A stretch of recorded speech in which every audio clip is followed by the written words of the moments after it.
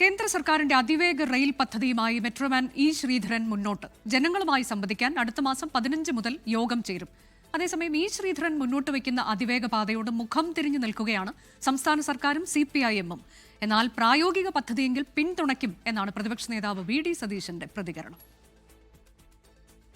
നിയമസഭാ തെരഞ്ഞെടുപ്പ് അടുത്തുവരുന്നതിനിടെ അതിവേഗ റെയിൽ പ്രഖ്യാപിച്ച് നേട്ടമുണ്ടാക്കാനുള്ള സർക്കാർ നീക്കങ്ങൾക്ക് തടയിടുകയാണ് ഇ ശ്രീധരൻ.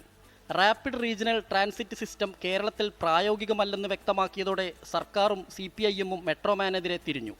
എന്നാൽ മലപ്പുറത്ത് ഓഫീസ് തുറന്ന് അതിവേഗ പാതയ്ക്കുള്ള പ്രവർത്തനങ്ങളുമായി ഇ ശ്രീധരൻ മുന്നോട്ട് പോവുകയാണ്. അടുത്ത മാസം 15 മുതൽ ജനങ്ങളുമായി നേരിട്ട് ആശയവിനിമയത്തിനായി ശ്രീധരൻ ഇറങ്ങുന്നത് BJPയുടെ അണിയറ നീക്കത്തിന്റെ ഭാഗമാണെന്നും സൂചനയുണ്ട്.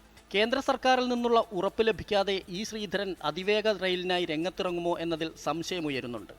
നാളത്തെ കേന്ദ്ര ബജറ്റിൽ അതിവേഗ റെയിൽ പ്രഖ്യാപനമുണ്ടാകുമെന്നാണ് പ്രതീക്ഷ. അതേസമയം ജനങ്ങളെ ബാധിക്കാത്ത തരത്തിലുള്ള പദ്ധതിയോട് എതിർപ്പില്ലെന്ന് പ്രതിപക്ഷ നേതാവ് വ്യക്തമാക്കി. ഒരു പ്രാരംഭ പഠനം നടത്താതെ ഏത് നല്ല പദ്ധതി ആര് കൊണ്ടുവന്നാലും ഞങ്ങൾ അതിനെ പിന്തുണയ്ക്കും. നല്ല പദ്ധതിയാണ്, ഞങ്ങളത് പരിശോധന നടത്തും. കേരളത്തിന് ദോഷകരമായി ബാധിക്കാത്ത, കേരളത്തിന് നല്ലത് വരുത്തുന്ന ഏത് കാര്യത്തെയും ഞങ്ങൾ പിന്തുണയ്ക്കും.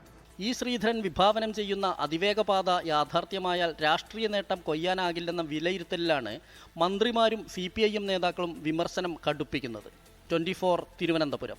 ലോകത്തെവിടെയായാലും ഏത് സമയത്തും 24 വാർത്തകളും ഓഗ്മെന്റഡ് റിയാലിറ്റി പാക്കേജുകളും എക്സ്പ്ലെയിനറുകളും വിശദമായി കാണാൻ ഞങ്ങളുടെ YouTube ചാനൽ നിങ്ങൾക്ക് സബ്സ്ക്രൈബ് ചെയ്യാം.